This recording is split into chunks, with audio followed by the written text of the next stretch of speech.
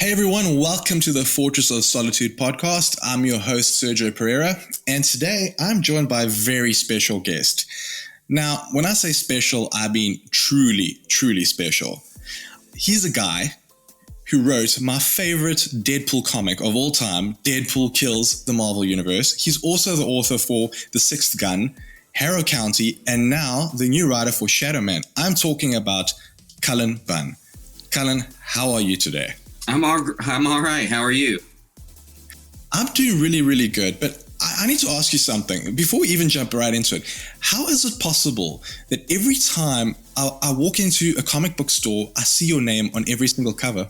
It's far from every single cover. I think it's fewer now than it has been in a long. I mean, it's fewer titles now, or in the last several months, than it has been in a long time. But, I like to stay busy, so it's nice to hear that books are on the shelf still.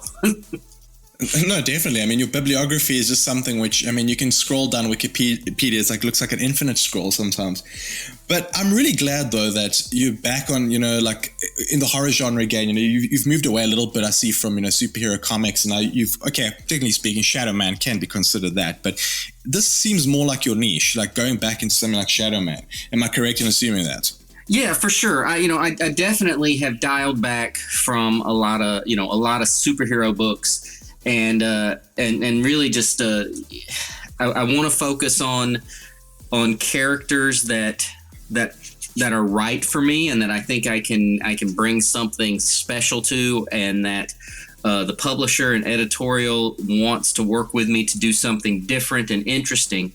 So Shadowman is right there in that sweet spot. It's right in my bailiwick. It is a superhero book, and who doesn't love superheroes?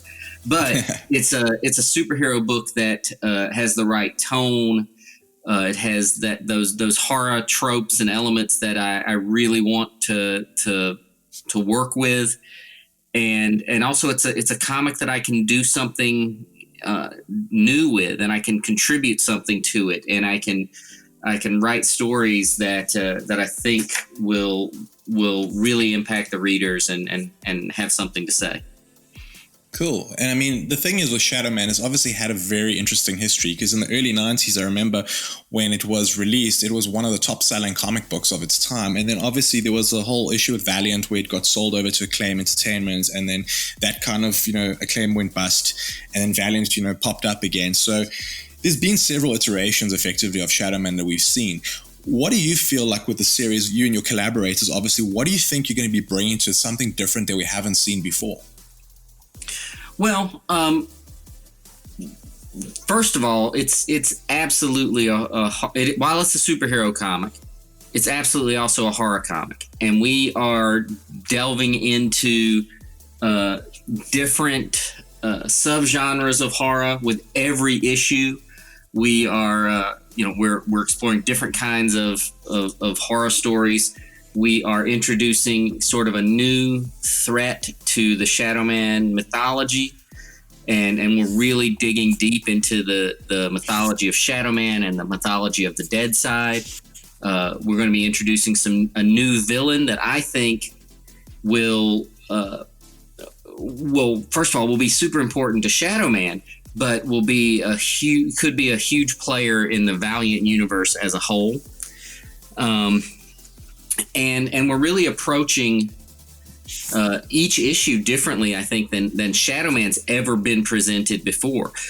Every issue of this new series, while there is a bigger overarching story, every issue of this new Shadowman series stands on its own. It has a beginning, a middle, and an end, and the reader can pick it up, read that story, and enjoy it, whether they've read every issue of Shadowman that's ever been published, or if they've read no issues of Shadowman. So each issue is a great jumping on point, and I think we're doing so. And believe me, the art is so impressive, and I think it's really going to look like no other comic on the shelf. It's a beautiful book. That's cool that you mentioned that, because I got a bit of a sneak peek at some of it, and one of the things that I realized immediately about the first issue was that the monsters, they looked incredible. It kind of reminded me a little bit. It had like a Clive Barker sort of like feel to it. You know, like sometimes when you see the reimagining of Clive Barker's creatures, or even it was, I think, McFarlane Toys, like a while back, they had this monster figurine, and it just reminded me of that. And like, what sort of influences are you and your artist, obviously, you know, John Davis Hunt, what did you guys dive into to kind of think, all right, how are these creatures going to look? Well, it's interesting that you mentioned Clive Barker, because I think maybe more than any other of my literary influences, Barker is probably the one that I would say is probably my heaviest influence for this book in particular. It is, I mean, I think I almost wear my Clive Barker influences on my sleeve with this series. But yeah, I write my scripts, and I describe these creatures that Shadowman's encountering, and I try to give John enough of an idea, but then he just goes crazy and really blows it out just takes my ideas and expands on them, and in the most horrific ways. So, which is awesome, which is what's great about a true collaboration like this. That's what you want. And yeah, it's so yeah, I would definitely say Clive Barker is a big influence on this series. But also, I would say some of the works of writers like Poppy Z. Bright would play a big role in this. Thomas Ligotti. I'm pulling, my influences on this series, definitely a lot of horror writers who have influenced me in big ways.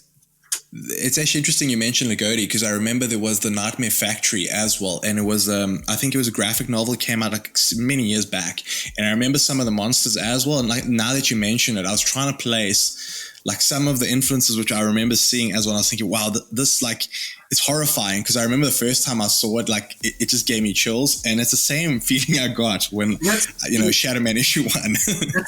That's really cool, because I've never read the Nightmare Factory graphic novel. I know it's out there, but while I was working on this book, the big, thick blue paperback copy of Thomas Ligotti's The Nightmare Factory, the collection of stories, sat on my desk very close at hand, probably, in the early days of me working on Shadowman. It was right there. So that's great to hear.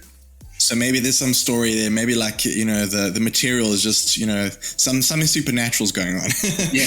We can say that. You can count on something supernatural going on in this Shadowman book.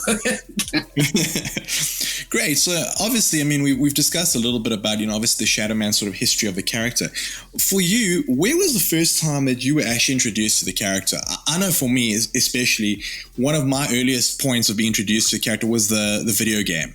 I was young at the time, and I remember seeing this video game, and it looked very cool, but obviously the character looks a little bit more different than like how we normally see Shadowman, especially I think with the face paint. Right. And like, that was one of the aspects that caught me. It was such a cool character. And I remember like even playing this game, it just, it sucked you into this like new mythology, and you're like, wow, okay, this is rich. This is deep. And, you want to find out more about Jack, obviously. And for you, what was your first, like, let's say, introduction to Shadowman there?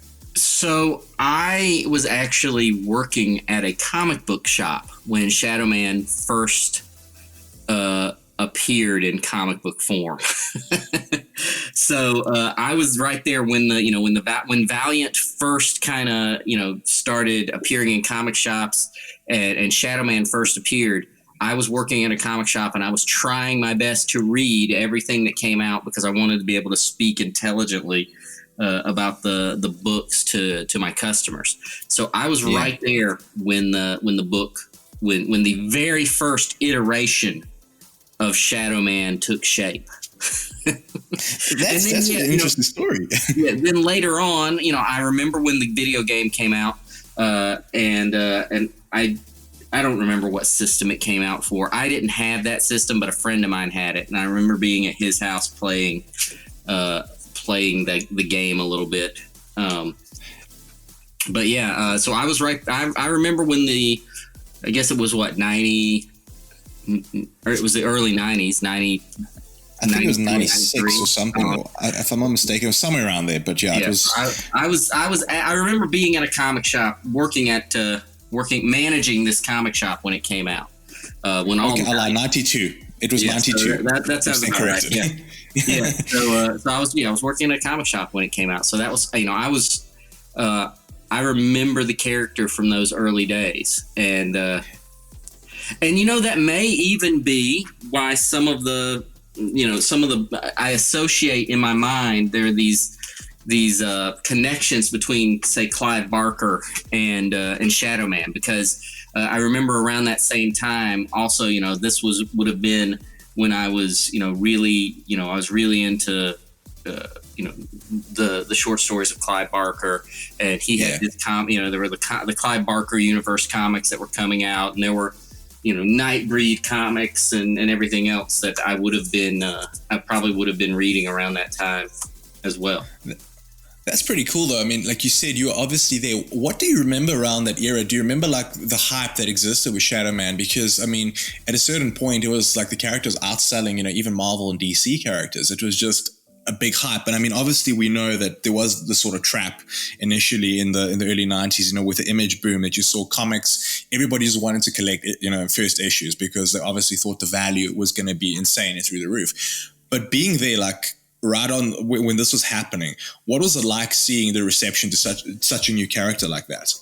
Well, it was really interesting. And, it was not just the new character, but just the fact that there was this new, this publisher in this entirely new universe. And there were a few others that were coming out, I think, somewhere around that time that I remember also being, hitting the stands and stuff. But I absolutely remember there being, enthusiasm for the characters. But I also remember a lot of speculation going on, at the time, where everybody was buying up multiple copies of these books, in hopes of flipping them, I guess. Yeah, and it's interesting because obviously that sort of popularity, you kind of expect it to to explode and carry on. I mean, obviously we look back at characters like Spawn, and that's stayed relatively successful for many, many years. I mean, it's going on now nearly 3 decades that Spawn has been around for. And with Shadowman, I think that there was a hype and popularity, but then I think obviously the sale to Acclaim, Valiant sale to Acclaim, it impacted a bit because then they obviously had their own ideas for the character. Then obviously they went bust, and then it came back. And do you feel that there's a chance here, that there's a chance for a possible resurgence in interest of the character, especially now if you consider the likes of Valiant, the Valiant universe is now going into cinema. I mean, we look at, obviously Bloodshot unfortunately came out in the middle of a pandemic, but I mean, I think its success on Netflix speaks volumes, that people are just drawn to the characters, and obviously new superhero characters and new comic book movies. And do you think something like Shadowman has got the possibility of a resurgence, especially because it's supernatural? I mean, the closest thing I can think of to kind of leaning towards, just top of my head, like John Constantine. Something like dealing with that. I think there could be, my hope is absolutely that this is that this sort of sparks with readers, and that we get a lot of new, a lot of people who've never read Shadowman before grab this book and check it out. I think it's such a cool book because it straddles those two genres. If you like superheroes, here's your superhero comic. It's Shadowman. He goes out and he punches supernatural, threats. Yeah. And that had to be part of the book for me, because that's, has been, a big part of who that character is from the very beginning when he first appeared in 92 or whatever. But it also straddles that horror genre. And I think that, I think it's an easy entry point, both ways, really. I think people who read superhero books can find this as a great entry point to the horror genre and into this wealth of stories that are out there, that have nothing to do with superheroics. But also people who are really into horror stories and that kind of thing can really get into this character, and can really get into this book and can enjoy it, even though it's, even if they've never read superhero books before. I love that it straddles those two genres. And that's really cool. This Shadowman really is, the Valiant universe has, what I consider two really great John Constantine correlations. And that is Punk Mambo and Shadowman. And I have much affection for both of those characters. But yeah, absolutely. If you like stories like, if you like the characters like, John Constantine. Yeah, that's pretty cool though. I mean, and obviously the other thing that we have to touch upon here is like something that's really going on in comics right now, and it's super exciting, is it finally feels like, there's an embrace of diversity for characters, with POC characters, and it feels like everybody's finally getting on board with this. And I think, we owe a lot of this success to Black Panther to show that, we do need more diverse stories. We do need more diverse characters. And do you believe that obviously with something like Shadowman, that could be something else to grab people? People are interested in Black Panther, for example. Absolutely. Look, I think I've long been a believer that people need to read about characters that they can relate to, and they need to see heroes that they can connect with and relate to and see themselves in, and yeah, if that's the thing that brings them to Shadowman, that's awesome, because I would love for readers to see him as that character that they can see themselves in or can connect with on some level. And that's a really cool thing about Shadowman that I find as well as a character, that he's just genuinely unique.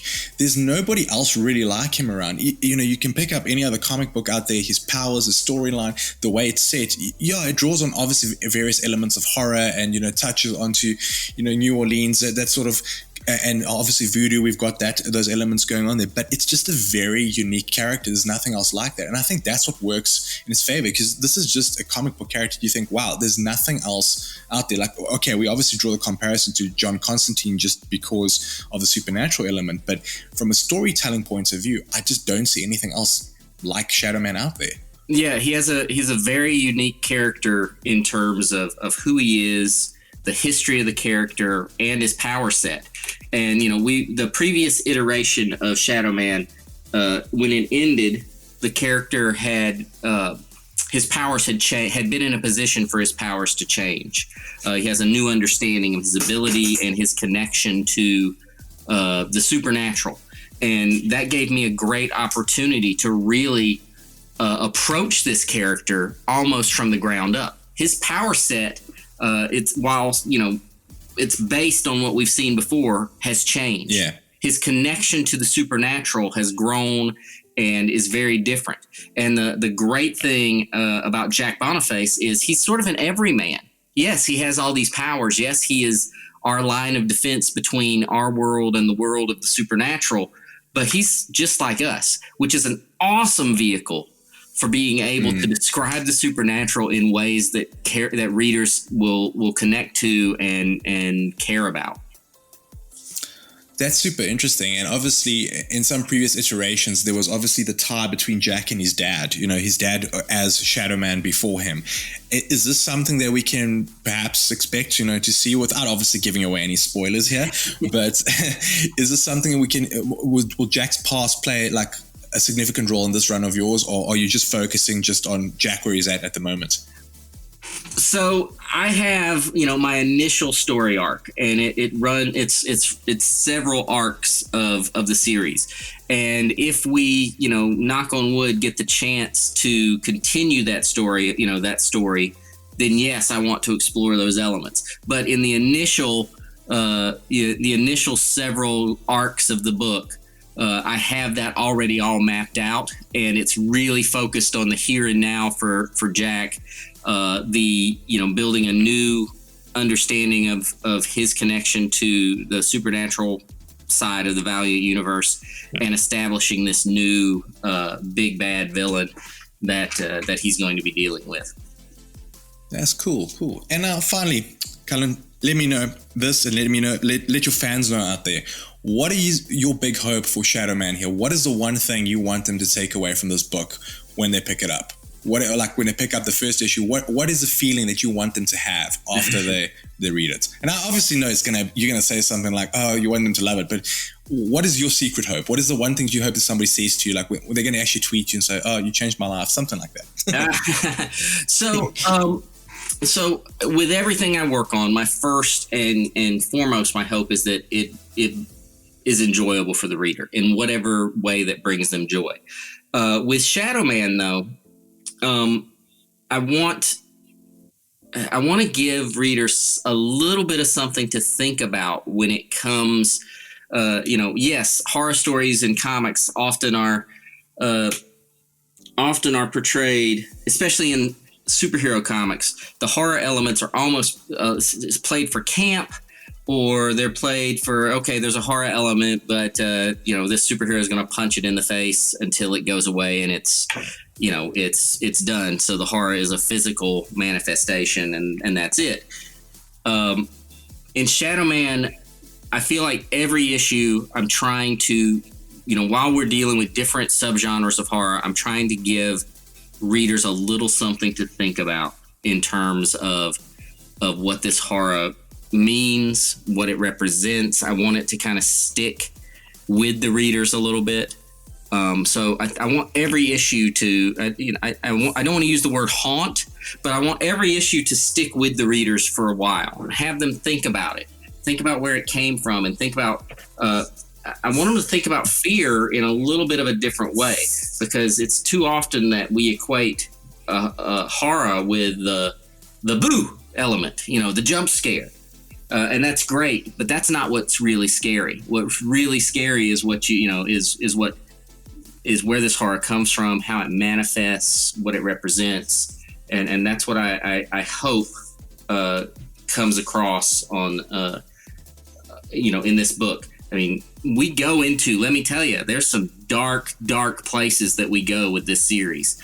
Some stuff that I was really surprised that they greenlit and approved from my pitch, because it goes into some scary places, and I'm not just talking about scary from a gross out point of view, or a physical visceral point of view. I'm talking there's some darkness in these pages. So basically what you're saying here is that you want to give us sleepless nights. Am I right? Absolutely. If those people who come to me on social media come to me at 3 a.m. and say, I can't sleep because of what happened in Shadowman, I will rack that up as a win. Well, that's a great goal. But Cullen, once again, man, thank you so much for joining us on the show to discuss Shadowman. It's been awesome. And where can our listeners obviously find you on social media? Like, you drop your Twitter handle, Instagram, whatever you want, just promote it. Yeah, so you can always find me at my website, which is cullenbunn.com. If you want to communicate with me, probably the most direct route is Twitter. That's where social media wise, that's where I spend my most time. So, and that's just at Cullen Bunn. Perfect. Thanks a lot. And to the rest of the listeners, thanks a lot for tuning in again. Don't forget to like and subscribe, and hit us up and let us know what you'd like us to discuss. Until next time, cheers.